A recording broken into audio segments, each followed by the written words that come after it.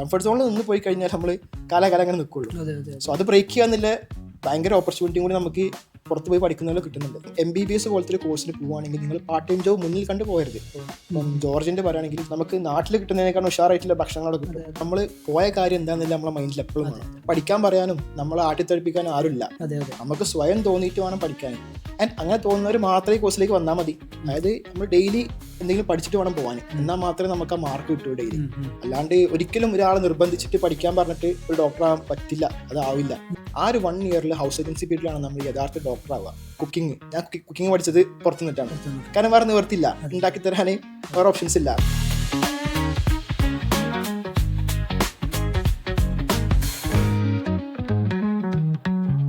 നമുക്ക് തന്നെ അറിയാം, കാരണം ഹോം സിക്നെസ് ഒബിയസ്ലി കുട്ടികൾക്കുണ്ടാവും. അതുപോലെ തന്നെ അവർക്ക് ഒരുപാട് പഠിച്ചു വരുമ്പോൾ അവർക്ക് ഒരുപാട് മൂഡ് സ്വിങ്സുകൾ വരും. അതുപോലെ തന്നെ അവർക്ക് വേണ്ടിയില്ലായിരുന്നുള്ള അവസ്ഥകൾ വരും. അപ്പം നമ്മളിപ്പോൾ അതിനായിട്ടൊരു പ്രത്യേക വിങ് തന്നെ നമ്മുടെ ഓഫീസിൽ നമ്മൾ അറേഞ്ച് ചെയ്തിട്ടുണ്ട്. അതായത് കുട്ടികൾക്ക് ഒരു മെൻ്റലി ഒരു പ്രിപ്പറേഷൻ കൊടുക്കാൻ, അതുപോലെ തന്നെ ഒരു മെൻ്റലി ഒരു മോട്ടിവേഷൻ കൊടുക്കാൻ വേണ്ടിയിട്ട് നമ്മൾ പ്രത്യേക ഒരു വിങ് തന്നെ. കാരണം തീർച്ചയായിട്ടും നമുക്കൊരു 100 കുട്ടികൾ വരുന്നുണ്ടെങ്കിൽ ആ 100 കുട്ടികൾ 100 സർക്കംസ്റ്റാൻസസിലാണ് വരുന്നത്, 100 ഫാമിലിയിൽ നിന്നാണ് വരുന്നത്. അവർക്ക് അവരുടേതായിട്ടുള്ള ഒരുപാട് കാരണങ്ങളുണ്ടാവും, അവർക്ക് അവരുടേതായിട്ടുള്ള ഒരുപാട് വിഷമങ്ങളുണ്ടാവും, ബുദ്ധിമുട്ടുകളുണ്ടാവും. സോ അതൊക്കെ ഈ പഠനത്തെ ബാധിക്കുന്നത് കാണാറുണ്ട്. സോ അതിന് ഒരു മെൻ്റൽ പ്രിപ്പറേഷനും കൂടി നമ്മൾ ഇതിൻ്റെ കൂടെ കുട്ടികൾക്ക് കൊടുക്കൽ നിർബന്ധമാണ്. അത് പാരൻസും ആസ് എ ഏജൻറ്റ് നമ്മുടെ സൈഡിൽ നിന്നും കൊടുക്കൽ അനിവാര്യമാണെന്നുള്ളത് നമുക്ക് കഴിഞ്ഞ 2 ഇൻടേക്കോട് കൂടിയിട്ട് തന്നെ നമുക്കത് മനസ്സിലാക്കിയിട്ട് നമ്മൾ അതിന് ഓൾറെഡി അറേഞ്ച് ചെയ്ത് കഴിഞ്ഞു. സോ കുട്ടികൾ അവിടെ പഠിക്കുന്ന, വിദേശത്ത് പഠിക്കുന്ന സമയത്ത് മെൻ്റലി ഒന്നുകൂടി അവർക്കൊന്ന് അവരുടെ ലക്ഷ്യത്തിലേക്ക് ഫോക്കസ് ചെയ്യാൻ ശരിക്കും ചെയ്യേണ്ട ഒരു കാര്യങ്ങൾ എന്തൊക്കെയാണ്? നിർബന്ധമാണ്. കാരണം കുട്ടികളെ പറഞ്ഞിട്ട് കാര്യമില്ല. അത് +2 വരെ വീട്ടിൽ അവരെ കംഫർട്ട് സോണിൽ അവരെ ഫാദർ, മദർ, ബ്രദേഴ്സിന്റെ, സിസ്റ്റേഴ്സിന്റെ കൂടെ താമസിച്ച് പെട്ടെന്നൊരു നിമിഷം ഒരു പുതിയ കൺട്രി, പുതിയ ആൾക്കാർ, പുതിയ വേ ഓഫ് ലിവിങ്, പുതിയ എഡ്യൂക്കേഷൻ, അതിലേക്ക് പോകുമ്പോൾ എന്തായാലും ഹോം സിക്നെസ് ഉണ്ടാവും, നല്ല രീതിക്ക് ഉണ്ടാവും. എന്നാൽ അത് അത് തരണം ചെയ്യാന്നുള്ളതാണ് അവരുടെ മെയിൻ കടമ. കാരണം നമ്മൾ പഠിക്കാൻ പോവാണ്, നമ്മൾ ലക്ഷ്യത്തിലേക്ക് എത്താൻ വേണ്ടിയുള്ളൊരു ജേണിയാണത്. അപ്പോൾ അതിൻ്റെ കൂടെ വരുന്ന കുറച്ച് ബുദ്ധിമുട്ടുകൾ നമ്മൾ എന്തായാലും കോപ്പ് അപ്പ് തന്നെ വേണം. മാത്രമല്ല ഏറ്റവും ബെസ്റ്റ് തിങ് ആണ് നല്ലൊരു സർക്കിൾ ഉണ്ടാക്കുക, നല്ലൊരു ഫ്രണ്ട് സർക്കിൾ ഉണ്ടാക്കുക. നമ്മൾ തന്നെ നമുക്കിഷ്ടമുള്ള കാര്യങ്ങൾ, പോസിറ്റീവായിട്ടുള്ള കാര്യങ്ങൾ ചെയ്യുക, നല്ല നമ്മുടെ സ്റ്റഡീസ് കോൺസെൻട്രേറ്റ് ചെയ്യുക. അങ്ങനെയൊക്കെ ആയിട്ട് കറക്റ്റ് ഒരു കമ്മ്യൂണിക്കേഷൻ, പിന്നെ ഹെൽപ്പ് വേണമെങ്കിൽ ഇപ്പോൾ നിങ്ങളൊക്കെ നല്ല ഇത് കൊടുക്കുന്നുണ്ട്, കൗൺസിലിംഗ് കാര്യങ്ങൾ കൊടുക്കുന്നുണ്ടെങ്കിൽ എന്തെങ്കിലും വിഷമങ്ങളോ ബുദ്ധിമുട്ടുകളോ ഉണ്ടെങ്കിൽ സംസാരിക്കുക, തുറന്ന് സംസാരിക്കുക. ആ രീതിക്ക് പാരൻസും കറക്റ്റ് മനസ്സിലാക്കേണ്ടത്, ഒരിക്കലും കുറേ പാരൻസ് ഉണ്ട് ഇപ്പം മക്കൾ പോയിട്ട് ഫസ്റ്റ് വിളിച്ചിട്ട് പറയും, ഭയങ്കര സങ്കടം പറയും, വീട്ടിൽ നിന്ന് പോയ സങ്കടം കാര്യങ്ങൾ പറയുമ്പോൾ ഉമ്മമാരാണ് പ്രത്യേകിച്ച്, മോനെ അങ്ങോട്ട് പോരുന്നാല് കയ്യിലെ ഭക്ഷണം റെഡിയല്ലേ. ഒരിക്കലും ഇപ്പം നാട്ടിലത്തെ പോലെ നമുക്ക് ചോറും കറിയും മീനൊന്നും കിട്ടും കരുതി പോയരുത്, കിട്ടും. പക്ഷേ നാട്ടിലത്തെ പോലെ വീട്ടിലത്തെ വെച്ച് വിളമ്പി തരാവുന്ന ആൾക്കാരുണ്ടാവില്ല. അപ്പം അതൊക്കെ ലൈഫിൻ്റെ ഒരു ഭാഗമാണ്. അതൊക്കെ പിന്നെ രസമായിട്ട് തോന്നും. എനിക്കിപ്പം 6 വർഷം കഴിഞ്ഞ് മിസ് ചെയ്യാം അവിടുത്തെ. ഞാൻ ഇപ്പോൾ കംഫർട്ട് സോണിലാണ്, ഞാൻ വീട്ടിൽ നിന്ന് അപ്പം ഒന്നും ഫുഡ് കഴിക്കണത് ഇപ്പം എല്ലാവരും ഉണ്ട്. എന്നാൽ പോലും എനിക്ക് 6 വർഷത്തെ ലൈഫിൽ മിസ് ചെയ്യുന്നുണ്ട്, എൻ്റെ ഫ്രണ്ട്സിനെ മിസ് ചെയ്യുന്നുണ്ട്.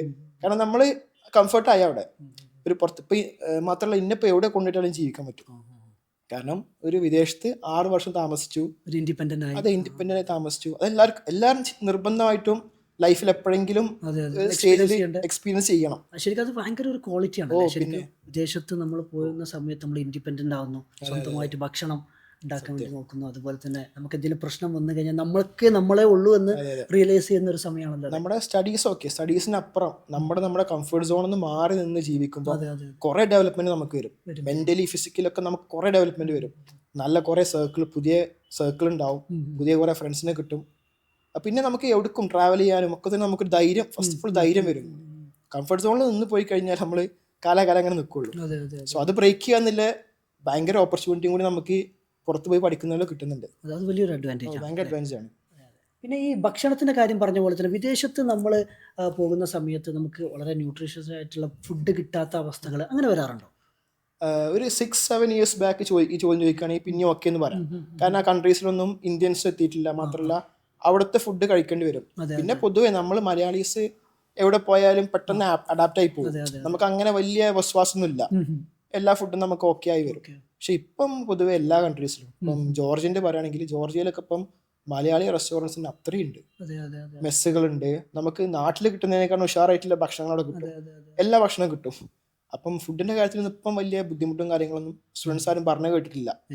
പിന്നെ പൊതുവെ അവിടുത്തെ ഫുഡൊക്കെ നമുക്ക് മലയാളീസിനൊക്കെ പറ്റുന്ന ഒരു ടേസ്റ്റുള്ള ഫുഡ് തന്നെയാണ്. ആണല്ലേ. ഇപ്പോൾ ജോർജിയ ആയാലും ബാക്കി ആ കൺട്രീസൊക്കെ ആണെങ്കിലും നല്ല ഫുഡ് അവൈലബിൾ ആണ്.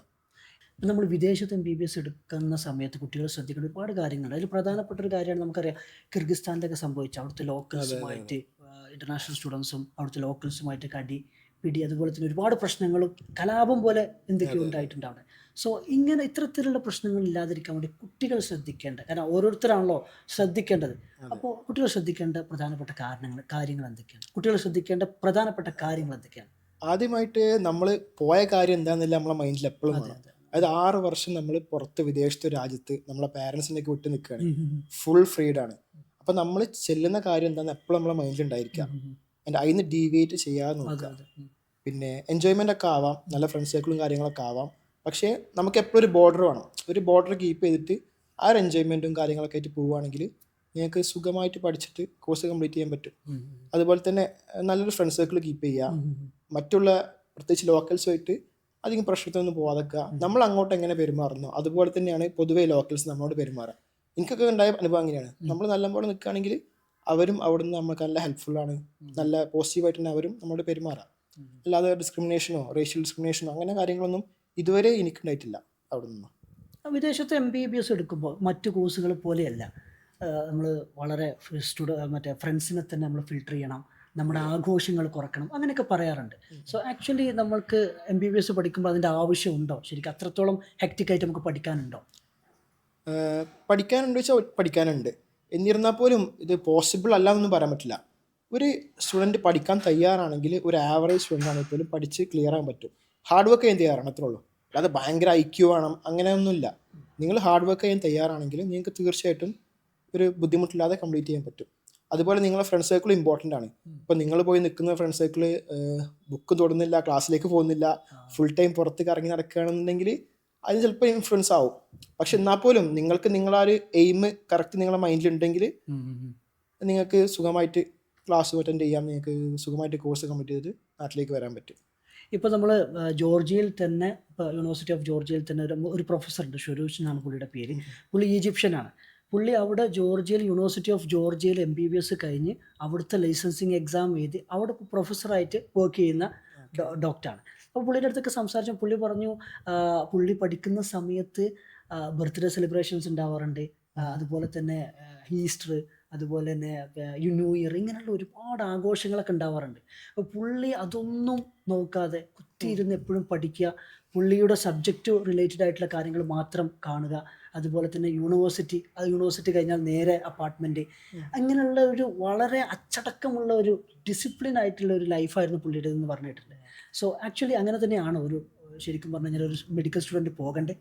അത് ഡിപ്പെൻസ്, എല്ലാവരും ലൈഫും അവരവരെ കാഴ്ചപ്പാടും ഡിപ്പെൻഡ് ചെയ്യും. പക്ഷെ എങ്ങനെയാലും ഒരു മിനിമം നമ്മൾ ഡിസിപ്ലിൻ കീപ്പ് ചെയ്യണം. ആഫ്റ്റർ ഓൾ ഡോക്ടർ ആകാൻ പോകുന്ന ആളാണ്. അപ്പോൾ ലൈഫിൽ എങ്ങനെയായാലും ഒരു ബേസിക് ഡിസിപ്ലിനും ആ ഒരു ബേസിക് അച്ചടക്കം നിർബന്ധമാണ്. എന്നുകരുതി നിങ്ങൾ ലൈഫ് എൻജോയ് ചെയ്യരുത്, നിങ്ങൾക്കൊരു ഫണ്ണും പാടില്ല ഞാൻ ഒരിക്കലും പറയില്ല. കാരണം ഞാനൊക്കെ നല്ല എൻജോയ് ചെയ്തിട്ടുണ്ട്. ഞങ്ങൾ എല്ലാ വീക്കും ഫുട്ബോൾ കളിക്കാൻ പോകാറുണ്ട്, ഫ്രണ്ട്സിനോട് ട്രിപ്പിന് പോകാറുണ്ട്. അപ്പോൾ അതൊന്നും ഒരിക്കലും മാറ്റി വെക്കണം ഞാൻ പറയുന്നില്ല. പക്ഷെ എന്നിരുന്നാൽ പോലും നിങ്ങളുടെ സ്റ്റഡീസിന് ഇമ്പോർട്ടൻസ് കൊടുക്കുക, നിങ്ങൾ പോയ കാര്യത്തിന് ഇമ്പോർട്ടൻസ് കൊടുക്കുക. നിങ്ങളെ കറക്റ്റ് 6 years ഉണ്ട്, നിങ്ങൾക്ക് ആ ജേണിനെ പറ്റി കറക്റ്റ് ഒരു എയിം നിങ്ങളുടെ മനസ്സിൽ വേണം. മാത്രമല്ല അത് കഴിഞ്ഞ് അടുത്ത പ്ലാനും കൂടി നിങ്ങളുടെ കയ്യിൽ വേണം. അതായത് നാട്ടിലേക്ക് വരാൻ പോവാണ്, എക്സാം ഉണ്ട്, ഇന്റേൺഷിപ്പ് ഉണ്ട്, കാര്യങ്ങളുണ്ട്, അതിനെപ്പറ്റി വ്യക്തമായ ഒരു ധാരണ എപ്പോഴും നിങ്ങളുടെ ബ്രെയിനിൻ്റെ ഉള്ളിൽ എവിടെയെങ്കിലും ഉണ്ടായാൽ മതി. അതിൻ്റെ കൂടെ നിങ്ങളെ ലൈഫ് നിങ്ങളുടെ ബെസ്റ്റ് ലൈഫാണ്. നിങ്ങൾ ആ ഒരു അഡോളസെന്റ് കഴിഞ്ഞിട്ടുള്ള ഏജ് ഗ്രൂപ്പാണ്. ലൈഫ് മാക്സിമം എൻജോയ് ചെയ്യുക, നല്ല ഫ്രണ്ട്സിൻ്റെ കൂടെ എൻജോയ് ചെയ്യുക. അപ്പോൾ അതൊന്നും ഒരിക്കലും മാറ്റി വെക്കണം എന്ന് ഞാൻ പേഴ്സണലി പറയില്ല. എൻജോയ് ചെയ്യുക, അതിൻ്റെ കൂടെ നിങ്ങളെ ലക്ഷ്യം ഒരിക്കലും മറക്കാതെ നിൽക്കുക. അതുപോലെ തന്നെ നമുക്കറിയാം ജോർജിയയിലേക്ക് MBBS പഠിക്കുന്ന സമയത്ത് 10 മാസം ക്ലാസ്സും 2 മാസം സമ്മർ വെക്കേഷനുമാണ്. അപ്പോൾ നമ്മൾ കുട്ടികൾക്ക് നമ്മൾ സമ്മർ വെക്കേഷന് പോകുന്ന സമയത്ത് യൂണിവേഴ്സിറ്റിയിൽ നിന്ന് ഒരു സ്പെഷ്യൽ ഡോക്യുമെൻറ്റ്സ് എടുക്കും അവർക്ക് അവരുടെ നാട്ടിലെ ഹോസ്പിറ്റലിൽ ഒബ്സർവേഷൻഷിപ്പ് ചെയ്യാൻ വേണ്ടിയിട്ട്. അപ്പോൾ അങ്ങനെ വരുന്ന സമയത്ത് അവർക്ക് 2 മാസം കഴിഞ്ഞ് അവർ വെക്കേഷൻ കഴിഞ്ഞ് തിരിച്ചു വരുമ്പോൾ അവർക്കൊരു ടച്ച് വിട്ട ഫീൽ ഉണ്ടാവാറില്ല എന്ന് പറയാറുണ്ട്. അപ്പോൾ ഇങ്ങനെ ഒരു ബുദ്ധിമുട്ട് നേരിടാറുണ്ടോ? 2 മാസമൊക്കെ വെക്കേഷന് പോയിട്ട് റീസ്റ്റാർട്ട് ചെയ്യുന്ന സമയത്ത് അങ്ങനെ ഒരു ഫീൽ വരാറുണ്ടോ? തീർച്ചയായിട്ടും നല്ലൊരു കാര്യമാണ്. അതായത് വെക്കേഷൻ നാട്ടിലേക്ക് വരുന്ന സമയത്ത് കുറച്ച് ഡേയ്സെങ്കിലും ഏതെങ്കിലും ക്ലിനിക്കിൽ അല്ലെങ്കിൽ ഹോസ്പിറ്റലിൽ ഒരു ഒബ്സർവേഷന് പോയി കഴിഞ്ഞാൽ അവർക്ക് ക്ലിനിക്കൽ പ്രാക്ടീസ് ആയിട്ടൊരു ടച്ച് കിട്ടാനായിട്ട്, അത് നാട്ടിൽ സെറ്റപ്പ് ആയിട്ട് അവർക്ക് ഓൾറെഡി ക്ലിനിക്കൽസ് കിട്ടുന്നുണ്ട് അവിടെ നിന്ന്. എന്നിരുന്നാൽ പോലും നമ്മുടെ നാട്ടിലത്തെ ഒരു അന്തരീക്ഷവും നാട്ടിലത്തെ ഒരു പേഷ്യൻസുമായിട്ടും അതുപോലെ നാട്ടിലത്തെ ഒരു പേഷ്യൻസായിട്ടുള്ള കമ്മ്യൂണിക്കേഷനും കാര്യങ്ങളും ഒരു ഡോക്ടർ ആകുമ്പം അല്ലെങ്കിൽ ഒരു മെഡിക്കൽ ഫീൽഡിലാകുമ്പോൾ എന്തൊക്കെയാണ് അവർ ലൈഫിലേക്ക് ഇനി വരാൻ പോകുന്നത് എന്നുള്ളതിനെ പറ്റി കറക്റ്റ് ഒരു ധാരണയും അവർക്ക് തന്നെ ഒരു സെൽഫ് പ്രാക്ടീസും കിട്ടും. അപ്പോൾ എന്തുകൊണ്ട് നല്ലതാണത്. 2 months വെക്കേഷൻ ഇല്ലേ, 2 months നിൽക്കണം എന്നില്ല, എന്നാലും കുറച്ച് 20 days എങ്കിലും ഒരു ഹോസ്പിറ്റലിൽ ക്ലിനിക്കിൽ പോയിട്ട് ഒരു ഡോക്ടർ അണ്ടറിൽ നിൽക്കുകയാണെങ്കിൽ കുറേ കാര്യങ്ങൾ അവർക്ക് പഠിക്കാൻ പറ്റും. ക്ലിനിക്കിൽ നല്ല മുന്നോട്ട് തന്നെ പോകാൻ പറ്റും അവർക്ക്. ഇപ്പോൾ വിദേശത്ത് MBBS എടുക്കുമ്പോൾ ഒരുപാട് കൺഫ്യൂഷൻസ് വരാറുണ്ട്. ഇപ്പോൾ നമുക്കറിയാം കഴിഞ്ഞ 2024 സെപ്റ്റംബറിലേക്കാണ് ഏറ്റവും കൂടുതൽ കോൺട്രവേഴ്സീസ് വന്നത് വിദേശ MBBS കുറിച്ചിട്ട്. അതിൻ്റെ അക്രഡിറ്റേഷൻ ഇല്ല, വിദേശത്ത് MBBS പഠിച്ചു കഴിഞ്ഞാൽ തിരിച്ച് നാട്ടിൽ വന്നിട്ട് പ്രാക്ടീസ് ചെയ്യാൻ പറ്റില്ല. ഇപ്പോൾ നമുക്ക് അബുദാബിയിൽ നിന്ന് നമുക്കൊരു എൻക്വയറി വന്നിട്ടുണ്ടായിരുന്നു. നിരന്തരമായിട്ട് അവർ വിളിക്കുക, അവർക്ക് ഒരുപാട് ചോദ്യങ്ങൾ കാര്യങ്ങളൊക്കെ. അപ്പോൾ നമ്മൾ എന്ത് ചെയ്തു, അവരെ ജോർജിയയിലേക്ക് ഇൻവൈറ്റ് ചെയ്തു. അങ്ങനെ ആ സ്റ്റുഡൻറ്റിൻ്റെ ഫാദർ ജോർജിയയിലേക്ക് വന്ന് നമ്മൾ അവരെ എയർപോർട്ടിൽ നിന്ന് പിക്ക് ചെയ്തു. അങ്ങനെ അവർ ഈ ജോർജിയയിലെ ഒട്ടുമിക്ക എല്ലാ ടോപ്പ് റാങ്കിങ് യൂണിവേഴ്സിറ്റികളും പോയി അന്വേഷിച്ചു. അതുപോലെ തന്നെ യൂണിവേഴ്സിറ്റിയിലെ പ്രൊഫസർമാരുമായിട്ട് സംസാരിച്ചു, യൂണിവേഴ്സിറ്റിയിൽ പഠിക്കുന്ന കുട്ടികളുമായിട്ട് സംസാരിച്ചു. അങ്ങനെ അവരൊരു തീരുമാനത്തിലെത്തി. അവർ യൂണിവേഴ്സിറ്റി ഓഫ് ജോർജിയയിൽ MBBSന് അഡ്മിഷൻ എടുക്കാമെന്ന്. ഇന്ന് ആ കുട്ടി ഒരു 3rd സെമസ്റ്റർ MBBS വിദ്യാർത്ഥിയാണ്. സോ MBBSൻ്റെ കോഴ്സ് എടുക്കുന്ന സമയത്ത് ഒരു പാരൻറ്റ് ശ്രദ്ധിക്കേണ്ട, ഇപ്പോൾ എല്ലാവർക്കും ഇങ്ങനെ വന്നിട്ട് ചെയ്യാൻ പറ്റുന്ന വരില്ല, പാരൻസ് ശ്രദ്ധിക്കേണ്ട അല്ലെങ്കിൽ അവർ അന്വേഷിക്കേണ്ട ഒരു കോർ പോയിന്റ് എന്താണ്? അതായത് പാരൻസ് ശ്രദ്ധിക്കേണ്ട ഒരു കാര്യം എന്ന് വെച്ചാൽ അവർ ചൂസ് ചെയ്യുന്ന കൺട്രി, അവരെ മക്കളെ പറഞ്ഞേക്കാൻ പോകുന്ന കോളേജ്, അതിനെപ്പറ്റി കറക്റ്റ് ഒന്ന് അന്വേഷിക്കുക. അതായത് എല്ലാ റെഗുലേഷൻസും ഫോളോ ചെയ്യുന്ന കോളേജാണ്, NMC ഗൈഡ്ലൈൻസ് ഫോളോ ചെയ്യുന്നുണ്ട്, WHO അക്രഡിറ്റേഷൻസ് ഉണ്ട്. ഈ കാര്യങ്ങളൊക്കെ ഒന്ന് കറക്റ്റ് ഒന്ന് വ്യക്തമായിട്ട് അന്വേഷിക്കുക. മാത്രമല്ല എല്ലാവർക്കും പോയി കാണാൻ പറ്റുന്നില്ല, എന്നിരുന്നാൽ പോലും അവിടെ പഠിക്കുന്ന കുട്ടികളുമായിട്ട് കമ്മ്യൂണിക്കേറ്റ് ചെയ്യുക. അല്ലെങ്കിൽ ഇഫ് പോസിബിൾ പോകാൻ പറ്റുകയാണെങ്കിൽ അവർക്ക് തന്നെ ഇപ്പം കോളേജൊക്കെ ഭയങ്കര ഇൻവൈറ്റ് ചെയ്യുന്നുണ്ട് പാരൻസിനൊക്കെ, പോയിട്ട് എല്ലാ ക്ലാസ് റൂംസ്, അവിടെ കോളേജ് എല്ലാം ഒരു ടൂർ പോലെ തന്നെ കണ്ടിട്ട് അവർക്ക് സ്വയം മനസ്സിലാക്കാം അവിടുത്തെ എഡ്യൂക്കേഷൻ എങ്ങനെയാണ്, പഠിത്തം എങ്ങനെയാണ്, ക്ലിനിക്കൽ സ്കിൽസ് അവൈലബിൾ ആണോ കാര്യങ്ങളെന്നൊക്കെ അവർക്ക് നേരിട്ട് കണ്ട് മനസ്സിലാക്കാൻ പറ്റുന്നതാണ്. ഇല്ലെങ്കിൽ ഇപ്പോൾ ദാ യൂട്യൂബും ഫേസ്ബുക്കും ഇൻസ്റ്റാഗ്രാമൊക്കെ ഉണ്ട്, എല്ലാ വീഡിയോസും ഒരു ഹോം ടൂർ പോലെ കോളേജ് ടൂറും എല്ലാം അവൈലബിൾ ആണ്. അത് കണ്ടാൽ തന്നെ നമുക്ക് കൃത്യമായിട്ട് ഒരു ഐഡിയ കിട്ടും.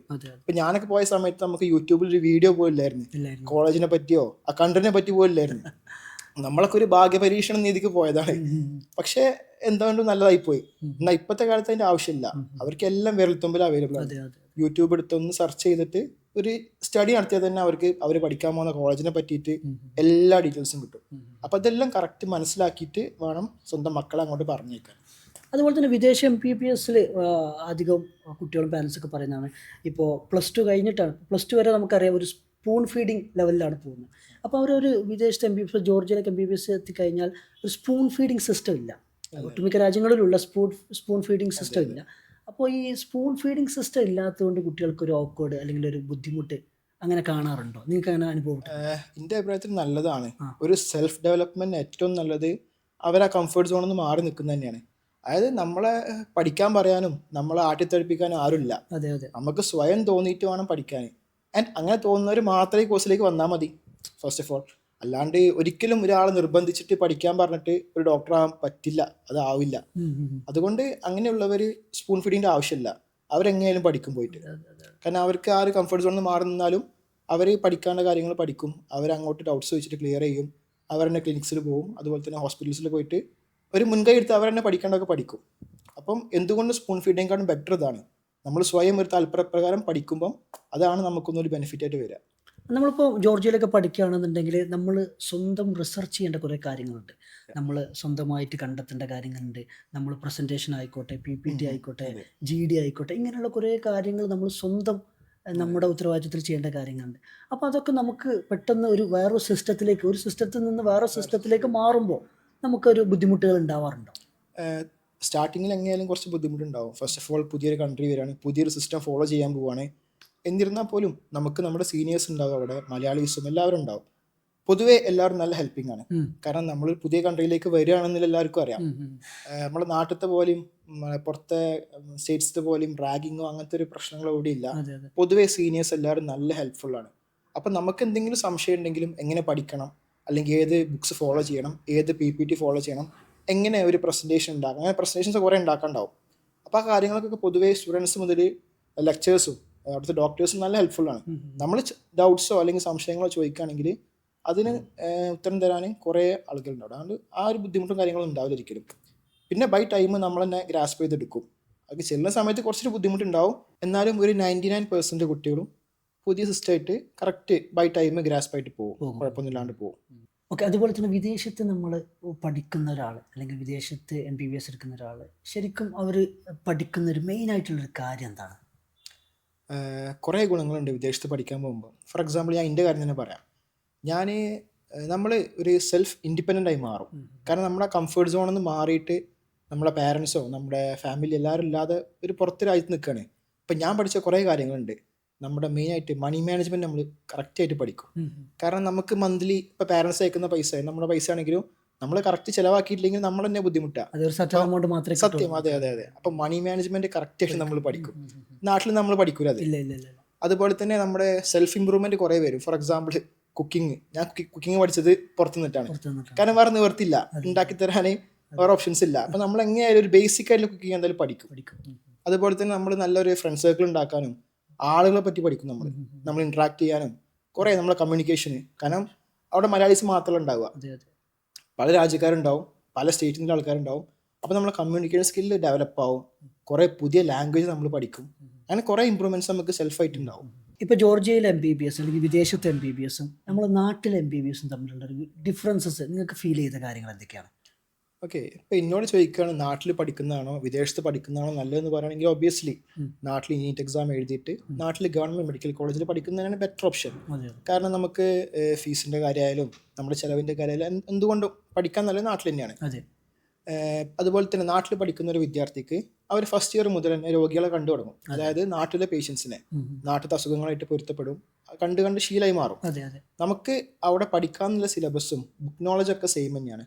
എന്നിരുന്നാൽ പോലും നാട്ടിൽ നമ്മൾ കാണുന്ന അത്ര ഡിസീസും അത്രയും പേഷ്യൻസും നമുക്ക് എങ്ങനെയാലും വിദേശത്ത് കിട്ടില്ല. സത്യമായ അവസ്ഥയാണ്, നമ്മൾ മനസ്സിലാക്കണം. എന്നിരുന്നാൽ പോലും നമ്മൾ കോഴ്സ് കഴിഞ്ഞ് നാട്ടിലേക്ക് വന്ന് FMG എക്സാം ക്ലിയർ ചെയ്തിട്ട് നമുക്ക് 1 ഇയർ ഇന്റേൺഷിപ്പ് ഒന്നെങ്കിൽ ഗവൺമെന്റ് മെഡിക്കൽ കോളേജിൽ ഇല്ലെങ്കിൽ ജനറൽ ഹോസ്പിറ്റലിൽ, ആ 1 ഇയർ ഇന്റേൺഷിപ്പിലാണ് യഥാർത്ഥ ഡോക്ടറായി മാറുക. അപ്പോഴാണ് നമ്മൾ രോഗിയെ ചികിത്സിക്കാൻ തുടങ്ങുന്നത്. നാട്ടിൽ പഠിച്ചൊരു വിദ്യാർത്ഥിയും രോഗിയെ ചികിത്സിച്ച് ഹാൻഡ്സ് ഓൺ ചികിത്സ തുടങ്ങുന്നത് ഇന്റേൺഷിപ്പ് സമയത്താണ്. അപ്പം നമുക്ക് അവിടെ മിസ്സായ സംഭവം ആ ഒരു 1 ഇയറിൽ നമുക്ക് ഗ്രാസ്പ് ചെയ്തെടുക്കാൻ പറ്റും. ഇതുകൊണ്ടായിരിക്കാം NMCയുടെ റൂള് വന്നത്. എന്ത്, ഇന്ത്യയിൽ നിങ്ങൾ വിദേശത്ത് MBBS ആണെങ്കിൽ കൂടി ഇന്ത്യയിൽ നിങ്ങൾക്ക് പ്രാക്ടീസ് ചെയ്യണമെങ്കിൽ FMGക്ക് ശേഷം 1 വർഷത്തെ നിർബന്ധിത ഇന്റേൺഷിപ്പ് ആക്കിയത് അതുകൊണ്ടായിരിക്കാം അല്ലെ? എന്തുകൊണ്ട് ഇന്ത്യയുടെ സ്റ്റൈൽ അറിയാനും അതുപോലെ ഇന്ത്യയുടെ ഡിസീസിനെ കുറിച്ച് പഠിക്കാനും ഒക്കെ. അതായത് നമ്മൾ ബുക്കിൽ ഇപ്പം നമുക്ക് നോളജ് ഉണ്ടെങ്കിൽ പോലും ഒരു ക്ലിനിക്കൽ പ്രാക്ടീസ് അല്ലെങ്കിൽ ഒരു ഹോസ്പിറ്റലിൽ നമ്മുടെ നാട്ടിലെ സിസ്റ്റമായിട്ട് നമ്മൾ കുറേ വ്യത്യാസങ്ങളുണ്ട്. നാട്ടിലെ അസുഖങ്ങൾ, നാട്ടിൽ കൊടുക്കുന്ന മെഡിസിൻസ്, പേഷ്യൻസിനെ ഡീൽ ചെയ്യുന്ന രീതി, കമ്മ്യൂണിക്കേഷനൊക്കെ വളരെ ഇമ്പോർട്ടന്റ് കാര്യമാണ്. അപ്പൊ അതൊക്കെ നമുക്കൊന്ന് പ്രാക്ടീസ് ചെയ്ത് മനസ്സിലാക്കണമെങ്കിൽ നാട്ടിലെ സെറ്റപ്പിൽ എന്തായാലും ഒരു ഇന്റേൺഷിപ്പ് നിർബന്ധമാണ്. ആക്ച്വലി നല്ല കാര്യമാണത്. പലരും പറയും നമ്മൾ FMG കഴിഞ്ഞിട്ട് ഒരു 1 ഇയർ ഇന്റേൺഷിപ്പ് ഇനിയും ചെയ്യണം. എന്റെ അഭിപ്രായത്തിൽ എത്രയും നല്ല കാര്യമാണ്. അപ്പൊ നമുക്ക് നോളജ് വർദ്ധിക്കുള്ളൂ. ഇന്റേൺഷിപ്പ് നിർബന്ധമാണ്. അത് നമുക്ക് പോസിറ്റീവായിട്ടുള്ളൊരു കാര്യം മാത്രമാണ്. ചില പാരൻസും സ്റ്റുഡൻസും ഒക്കെ പറയാറുണ്ട് ജോർജിയയിലെ MBBS 7 വർഷമാണ് 8 വർഷമാണ് എന്നൊക്കെ. ശരിക്കും പറഞ്ഞു കഴിഞ്ഞാൽ എത്ര വർഷമാണ് ജോർജിയയിലെ MBBS? ജോർജിയയിൽ നമുക്ക് 6 ഇയേഴ്സ് ആണ് MBBS കോഴ്സ് വരുന്നത്. അതുപോലെ തന്നെ NMC ഗൈഡ് ലൈൻസ് ഒക്കെ ഫോളോ ചെയ്യുന്ന കോളേജുകളാണ് എല്ലാം. അപ്പോൾ ആ കാര്യങ്ങളൊക്കെ ഒന്ന് ഉറപ്പ് വരുത്തുക, എല്ലാ ഗൈഡ് ലൈൻസ് ഫോളോ ചെയ്യുന്നുണ്ട്, എല്ലാ അക്രഡിറ്റേഷൻസും ഉണ്ട്. അത് കഴിഞ്ഞിട്ട് നമ്മൾ നാട്ടിലേക്ക് വരുമ്പോൾ നമുക്ക് FMG എക്സാം ഉണ്ട്. അതായത് 6 വർഷം കഴിഞ്ഞ് ഈ 12 സെമസ്റ്ററും കഴിഞ്ഞതിന്റെ ശേഷം നാട്ടിലേക്ക് വരുന്ന സമയത്ത് നമുക്ക് NMCയുടെ FMG എക്സാം ഉണ്ട്. ആ എക്സാം ക്ലിയർ ചെയ്ത് കഴിഞ്ഞതിന് ശേഷം നാട്ടിൽ അവർ അലോട്ട് ചെയ്ത് തരും നമുക്ക്. ഒന്നെങ്കിൽ ഗവൺമെന്റ് മെഡിക്കൽ കോളേജിൽ ഇല്ലെങ്കിൽ ജനറൽ ഹോസ്പിറ്റലിൽ. അവിടെ നമ്മൾ 1 ഇയർ കമ്പൽസറി ഇന്റേൺഷിപ്പ് ചെയ്യണം. ഈ FMG വർഷത്തിൽ എത്ര തവണ ഉണ്ട്? FMG എല്ലാ വർഷവും 2 എക്സാം ഉള്ളത്. വർഷത്തിൽ 2 തവണ. അതെ, ഒന്ന് ജൂണിലും ഒന്ന് ഡിസംബറിലും. ഏറ്റവും ബെസ്റ്റ് ഓപ്ഷൻ നമ്മൾ ബെസ്റ്റ് അല്ല, നമ്മൾ ചെയ്യേണ്ട കാര്യം നമ്മൾ കോഴ്സ് കഴിയുന്ന വരുന്ന സമയത്ത് ഉണ്ടാവുന്ന FMGക്ക് തന്നെ ബെസ്റ്റ് പ്രിപ്പറേഷൻ ചെയ്യാം. ആ ഫസ്റ്റ് അറ്റംപ്റ്റ് നമ്മൾ ക്ലിയർ ചെയ്യാൻ ശ്രമിക്കുക. അതായിരിക്കും അവരുടെ ഏറ്റവും റിസൾട്ട് കിട്ടുന്ന ഏറ്റവും കൂടുതൽ ചാൻസ് ഫസ്റ്റ് അറ്റംപ്റ്റ് ആണ്. കാരണം പൊതുവെ അവർ 6 ഇയേഴ്സ് പഠിച്ചു വരികയാണ്. അപ്പോൾ അവർക്ക് എങ്ങനെയായാലും ഓർമ്മ ഉണ്ടാവും കുറച്ചെങ്കിലും പഠിച്ചത്. മാത്രമല്ല ഒരു ടെൻഷൻ ഇല്ലാതെ, ഞാൻ പറഞ്ഞ പോലെ തന്നെ ടെൻഷൻ ഇല്ലാതെ സ്ട്രെസ് ഫ്രീ ആയിട്ട് അവർക്ക് കൊടുക്കാൻ പറ്റിയ അറ്റംപ്റ്റ് ഫസ്റ്റ് അറ്റംപ്റ്റ് ആണ്. പിന്നീട് അങ്ങോട്ട് ടെൻഷൻ കൂടേ ഉള്ളൂ. അറ്റംപ്റ്റ്സ് കൂടുന്തോറും പാസ്സാവാൻ ചാൻസ് കുറഞ്ഞു വരുള്ളൂ. അങ്ങനെയുണ്ടല്ലേ? ഓക്കെ. ഇപ്പോൾ നമ്മൾ വിദേശത്തൊക്കെ MBBS പഠിക്കുന്ന സമയത്ത് ഇപ്പോൾ നമുക്ക് പഠിക്കാൻ പല രീതിയിലുണ്ട്. അപ്പോൾ നമുക്ക് ഒരു സെമസ്റ്റർ എന്ന് പറയുന്നത് 6 മാസമാണ് അല്ലേ? അപ്പോൾ അങ്ങനെ വരുന്ന സമയത്ത് ഇപ്പോൾ സെമസ്റ്റർ ബാക്കൊക്കെ വരുമ്പോൾ സമയത്ത് ഈ 12 സെമസ്റ്റർ എന്നുള്ളത് വീണ്ടും വൈകും. ഇപ്പോൾ ഉദാഹരണം പറയാം, 12ാമത്തെ സെമസ്റ്ററിൽ അവർക്ക് ഒരു പേപ്പർ ബാക്ക് വന്നെന്ന് വിചാരിക്കാം. ആ വരുന്ന സമയത്ത് വീണ്ടും ഒരു സെമസ്റ്റർ അവർക്ക് പോകുമോ, അതോ ആ സെമസ്റ്ററിൽ തന്നെ ഇരുന്ന് ചെയ്യാൻ പറ്റുമോ? അതെ, സെമസ്റ്റർ ബാക്ക് ഇല്ലെങ്കിൽ പോലും പൊതുവെ കുട്ടികളൊക്കെ ചെയ്യുന്ന ഒരു മിസ്റ്റേക്ക്, നമ്മൾ പുറത്ത് പഠിക്കാൻ ചെല്ലുന്ന ഫസ്റ്റ് സെമസ്റ്ററിൽ കുറച്ചൊന്ന് ഉഴപ്പും. അതെ അതെ അതായത് നമ്മൾ പുതിയ കൺട്രിക്ക് എത്തി, പുതിയ ഫ്രണ്ട്സ്, പുതിയ പ്ലേസ്, നമ്മൾ എക്സ്പ്ലോറിങ്ങും അതെ അതെ കുറേ ഇൻസ്റ്റാഗ്രാമിൽ ഫോട്ടോ ഇടലും അങ്ങനെയൊക്കെയാണ് നടക്കുന്ന സമയത്ത് ഫസ്റ്റ് സെമസ്റ്റർ പഠിക്കാൻ കുറച്ചൊന്ന് പഠിത്തത്തിൽ ലാഗ് ചെയ്യും. അതെ അതെ അപ്പം നമുക്ക് ഏതെങ്കിലും സബ്ജക്ട്സ് മിസ്സായി കഴിഞ്ഞാൽ നമുക്ക് സെക്കൻഡ് സെമസ്റ്ററിലേക്ക് ഇരിക്കാൻ പറ്റും. അതെ അതെ എന്നിരുന്നാൽ പോലും ആ സെമസ്റ്ററിൽ ഏതെങ്കിലും സബ്ജക്ട് ക്യാരി ചെയ്യുന്നുണ്ടെങ്കിൽ പിന്നീട് അങ്ങോട്ടുള്ള സെമസ്റ്റേഴ്സിൽ അത് ബ്ലോക്ക് ചെയ്യും സബ്ജക്ട്സിനെ. അങ്ങനെ വരുമ്പോഴാണ് ഭാവിയിൽ അവർക്ക് സെംബാക്ക് ഒക്കെ ആയിട്ട് വരുന്നത്. അപ്പം ഈ മിസ്റ്റേക്ക് മാക്സിമം ഒഴിവാക്കുക. അതായത് ഫസ്റ്റ് സെമസ്റ്റർ മുതൽ തന്നെ നിങ്ങൾ ഡെയിലി ക്ലാസ് അറ്റൻഡ് ചെയ്യുക, ക്ലാസ് മിസ്സാക്കരുത്.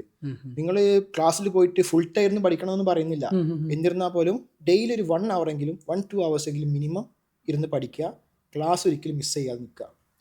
ഇങ്ങനെയാണെങ്കിൽ നമുക്ക് ഒരു സെമസ്റ്റർ ബാക്ക് ഒന്നുമില്ലാതെ കറക്റ്റ് 12 സെമസ്റ്റേഴ്സിൽ ക്ലിയർ ചെയ്യാൻ കംപ്ലീറ്റ് ചെയ്യാൻ വേണ്ടി പറ്റും. തീർച്ചയായിട്ടും. ഇപ്പോൾ ജോർജിയയിൽ ഒരു സ്റ്റഡി സിസ്റ്റം എങ്ങനെയാണ് അതറിയാം എല്ലാവർക്കും ഒരു ആകാംക്ഷ ഉണ്ടാവും. കാര്യം എന്താ വെച്ചാൽ യൂറോപ്യൻ ക്രെഡിറ്റ് സ്കോർ സിസ്റ്റം ആണ്, സബ്ജക്ട് സെലക്ഷൻ ഉണ്ട്, അതുപോലെ തന്നെ ഈ മൊഡ്യൂൾസ്, സബ്ജക്റ്റുകൾ, ഇങ്ങനെ കുറേ കാര്യങ്ങൾ കൺഫ്യൂഷൻസ് ഉണ്ട്. ശരിക്കും ജോർജിയയിലെ ഒരു ഒരു ഒരു സ്റ്റഡി സിസ്റ്റം എങ്ങനെയാണ്?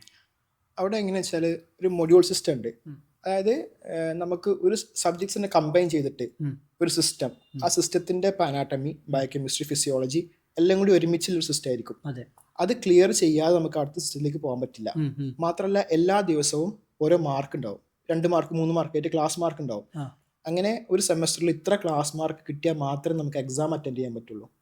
അപ്പം അത് നല്ലൊരു കാര്യമാണ്. അതായത് നമ്മൾ ഡെയിലി എന്തെങ്കിലും പഠിച്ചിട്ട് വേണം പോകാൻ, എന്നാൽ മാത്രമേ നമുക്ക് ആ മാർക്ക് കിട്ടുള്ളൂ ഡെയിലി. എങ്കിൽ മാത്രമേ നമുക്കൊരു മിനിമം ക്ലാസ് മാർക്സ് വേണമെന്നുണ്ട് എക്സാം അറ്റൻഡ് ചെയ്യണമെങ്കിൽ. സോ അതൊരു നല്ല സിസ്റ്റം ആണെന്ന് എൻ്റെ അഭിപ്രായത്തിൽ. നമ്മൾ ഡെയിലി പഠിക്കും എന്തായാലും. പഠിക്കും. പിന്നെ ഈ സെമിനാറുകൾ, ക്വിസസ്, GD ഇതൊക്കെ എങ്ങനെയായിരിക്കും കുട്ടികൾ അറ്റൻഡ് ചെയ്യേണ്ടത്? അതുപോലെ തന്നെ അവരെ നമുക്ക് അലോട്ട് ചെയ്യും സെമിനാർസ്, ക്വിസ്, ഒരു ഗ്രൂപ്പ് വർക്ക് ഒക്കെ ആയിട്ട് നമുക്കൊരു ഗ്രൂപ്പായിട്ട് വർക്ക് ചെയ്യാൻ. കാരണം ആഫ്റ്റർ ഓൾ ഒരു ഡോക്ടറായിട്ട് വർക്ക് ചെയ്യുക എന്നുള്ളത് ഒരു ഗ്രൂപ്പ് പ്രാക്ടീസ് ആണ്. തീർച്ചയായും ഭാവിയിൽ ഒരു ഹോസ്പിറ്റൽ സെറ്റപ്പിലൊക്കെ വർക്ക് ചെയ്യുന്ന സമയത്ത് ആ ഒരു ഗ്രൂപ്പ് വർക്കാണ്. അതായത് ഹെൽത്ത് കെയർ സിസ്റ്റം ആണ്. ഒരു എമർജൻസി വരികയാണെങ്കിൽ ഗ്രൂപ്പായിട്ട് വേണം മാനേജ് ചെയ്യാൻ.